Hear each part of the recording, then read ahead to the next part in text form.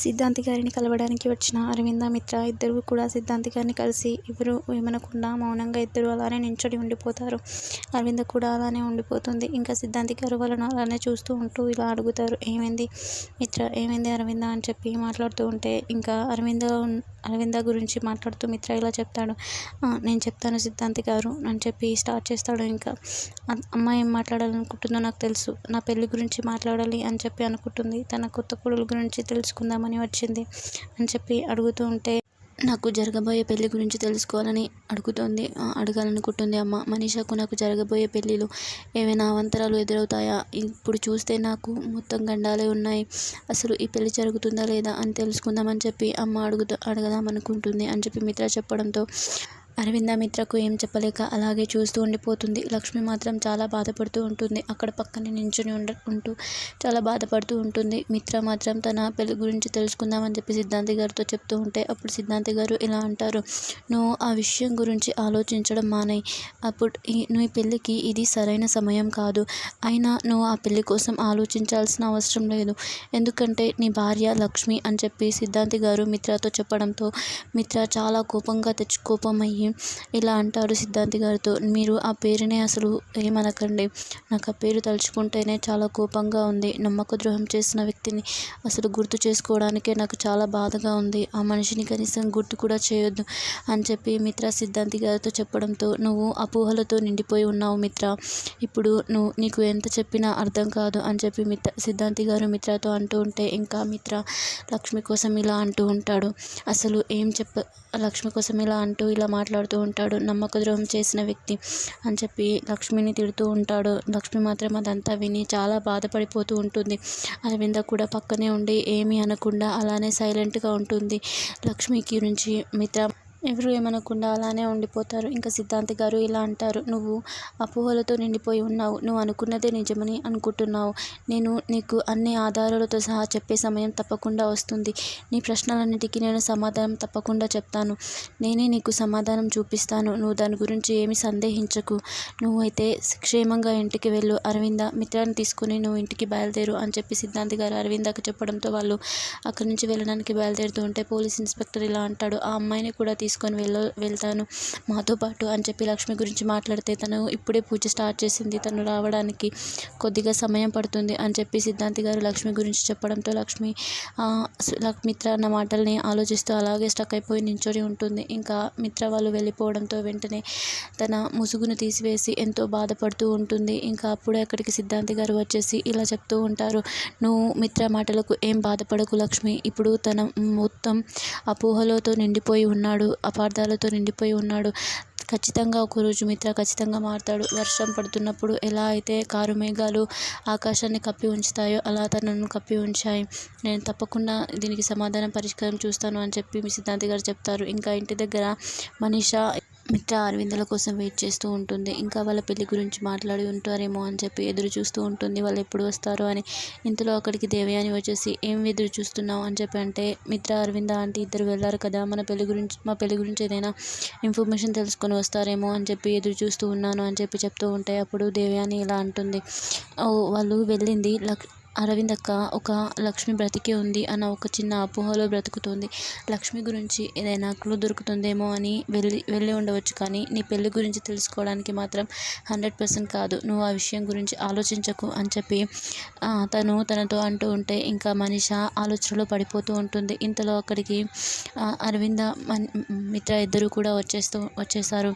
వచ్చేస్తే ఇంకా మనీష వచ్చేసి ఇలా అడుగుతూ ఉంటుంది వాళ్ళని, ఏంటి మిత్ర సిద్ధాంతి గారి దగ్గరికి వెళ్ళారు కదా, ఏమైనా చెప్పారా మన పెళ్లి గురించి అని చెప్పి అడుగుతూ ఉంటే మిత్ర అప్పుడు ఎలా అంటాడు, ఇంకాస్త సమయం ఆగమన్నాడు మనీష అని చెప్పి మిత్ర మనీషాతో చెప్తూ ఉంటే, ఇంకెంతకాలం 5 సంవత్సరాల 10 సంవత్సరాల మన పెళ్లి కుదిరేసరికి లక్కీ కూడా పెద్ద అయిపోయి పెళ్ళిడికి వచ్చేలా పెళ్లి చేసుకునేలా ఉంది. అప్పటి వరకు ఒక క్లారిటీ వచ్చేలా లేదు అని చెప్పి మాట్లాడుతూ ఉంటే అంతలో మధ్యలో దేవయాని వచ్చేసి, ఇంకా మిత్ర మనీషల పెళ్లి గాల్లో దీపం లాంటిది. నేనైతే ఏమైనా కానీ నా కొడుక్కి పెళ్లి చేద్దాం అని చెప్పి అనుకుంటున్నాను అని చెప్పి తనతో చెప్తూ ఉంటే అప్పుడు అరవింద ఇలా అంటూ, దేవయాని, నువ్వేం చేస్తున్నావు నీకు అర్థమవుతుందా? అది పెళ్ళి అని చెప్పి చెప్తూ ఉంటే అంతలో అక్కడికి వివేక్ కూడా వచ్చేస్తాడు.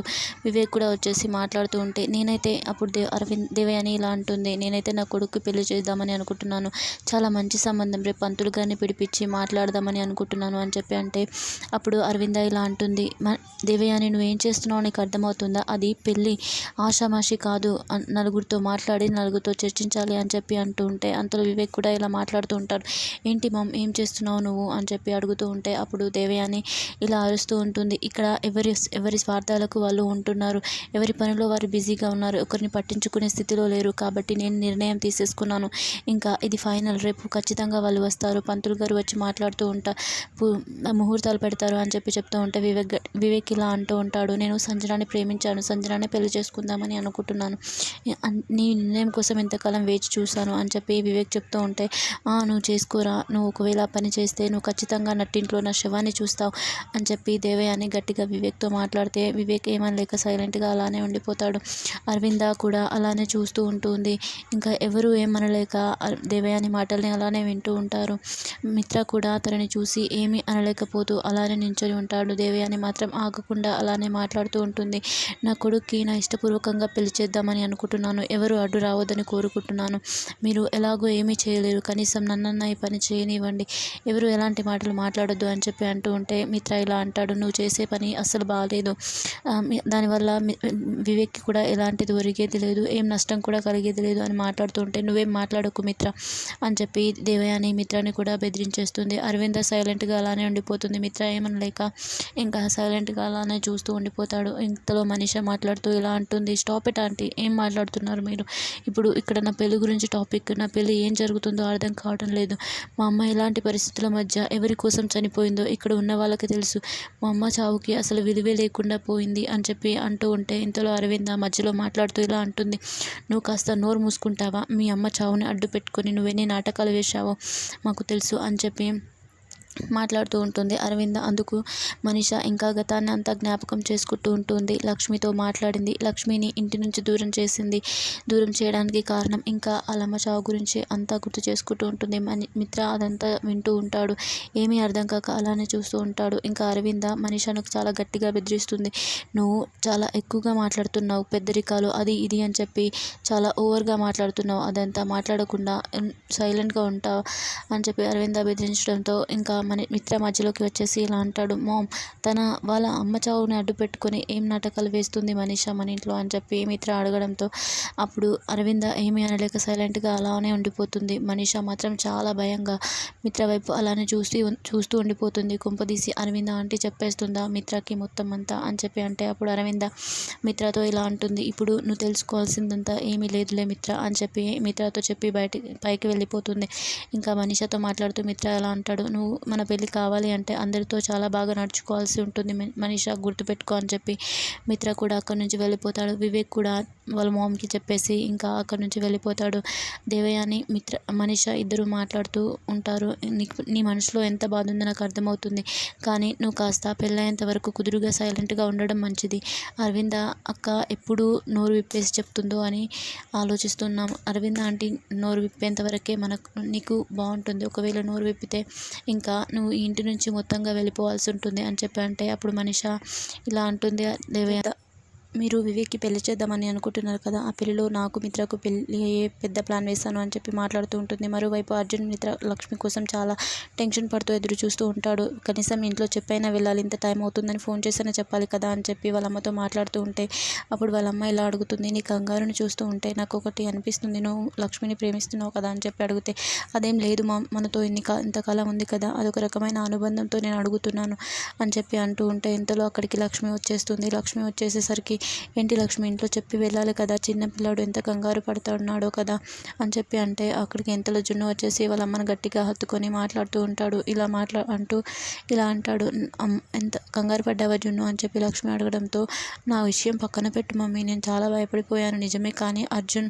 బాబా అయితే ఇంకా చాలా భయపడిపోయాడు, నువ్వు ఎక్కడికి వెళ్ళావు అని చెప్పి ఇంకా పోలీస్ స్టేషన్లో కంప్లైంట్ కూడా చేశాడు అని చెప్పి చెప్తూ ఉంటే అర్జున్ వాళ్ళ అమ్మగారు కూడా మాట్లాడుతూ అవునమ్మా, తిరణాల్లో తప్పిపోయిన చిన్న పిల్లాడిని వెతికినట్టుగా అలా చేశాడు, స్టేషన్లో కంప్లైంట్ ఇచ్చాడు అని చెప్పేసరికి లక్ష్మి ఆలోచనలో పడిపోతుంది. ఇంకా జున్ను మొత్తం చెప్పడంతో లక్ష్మి చాలా సీరియస్గా అయిపోతుంది. అర్జున్ గారితో ఇలా అంటుంది, ఏంటి అర్జున్ గారు, మీరు పోలీస్ స్టేషన్లో కంప్లైంట్ చేస్తారా? ఇది నిజమేనా? నా గురించి 10 మందికి చెప్పొద్దు, అసలు ఇలాంటిది మాట్లాడొద్దు అని చెప్పాను కదా అని అంటూ ఉంటే, ఏదో నువ్వు లేట్ అయిందని భయంలో అలా చేశాడులేమా అని వాళ్ళ అమ్మగారు చెప్పడంతో, అయినా మీరు ఇలా చేస్తారు, మీరు నా ఫోటోలు పాంప్లెట్లు పంచినట్టు చేస్తున్నారు ఎందుకు అని లక్ష్మి చాలా గట్టిగా నిలదీసి అడుగుతుంది. అయినా నేను అర్జున్ గల అమ్మగారు మాట్లాడుతూ, బాధ్యత కొద్ది నువ్వు ఎక్కడికి వెళ్ళామని తెలుసుకుందామని ఇలా చేశారులే అమ్మా అని అంటూ ఉంటే, అసలు మీరు నా గురించి ఎందుకు బాధ్యత తీసుకుంటున్నారు, నా బరువునంతా భుజాలపైన ఎందుకు వేసుకుంటున్నారు అని అనడంతో వాళ్ళు షాకింగ్లో అలానే లక్ష్మిని చూస్తూ ఉండిపోతారు. లక్ష్మి ఇంకా చాలా సీరియస్గా ఇలా అంటుంది, నేను కేవలం మీ ఇంట్లో పని మాత్రమే చేస్తున్నాను, మీరు నా మీద ఎలాంటి అనురాగాలు పెంచుకోకూడదు, బాధ్యత అయితే అస్సలే తీసుకోకూడదు, ఎవరి హద్దుల్లో వాళ్ళు ఉంటే చాలా మంచిది అని లక్ష్మి చాలా సీరియస్ అవుతూ అక్కడి నుంచి వెళ్ళిపోతుంది. అర్జున్ ఇలా మాట్లాడుతూ ఉంటాడు ఇంకా వాళ్ళ అమ్మతో, ఏంటి మమ్మీ, నేను ఇప్పుడు ఏమన్నానని తను అంత సీరియస్గా అవుతుంది, అలా నిందలు వేసి తిడుతూ వెళ్ళిపోతుంది అని అంటే వాళ్ళ అమ్మగారు ఇలా అంటారు, తను ఎలాంటి పరిస్థితుల్లో బయటికి వెళ్ళిందో నీకు తెలుసు కదా లక్ష్మి, సాధారణంగా అయితే అలా మాట్లాడదు, కానీ అతను ఎలాంటి కండిషన్లో ఉందో మనమే అర్థం చేసుకోవాలి, నువ్వేం అనకరా అని వాళ్ళ అమ్మగారు తనతో చెప్తూ ఉంటారు. ఇంకా అర్జున్ ఏమనలేక సైలెంట్గా అలానే ఉండిపోతాడు. వాళ్ళ అమ్మగారు కూడా ఏమీ అనలేక అలానే ఉంటారు. మరోవైపు లక్ష్మి ఇంట్లో తన గదిలోకి వచ్చేసి ఆలోచిస్తూ ఇలా అనుకుంటూ ఉంటుంది, అర్జున్ గారు నా పైన కంప్లైంట్ ఇచ్చారు, ఇంకా నాకు ఫోటోని కూడా ఇచ్చే ఉంటారు, ఈ ఫోటో ఎక్కడెక్కడికి వెళ్ళిపోతుందో అని బామ్మగారు చెప్పిన మాటలన్నీ గుర్తు చేసుకొని భయపడిపోతుంది. Do like and subscribe for more videos.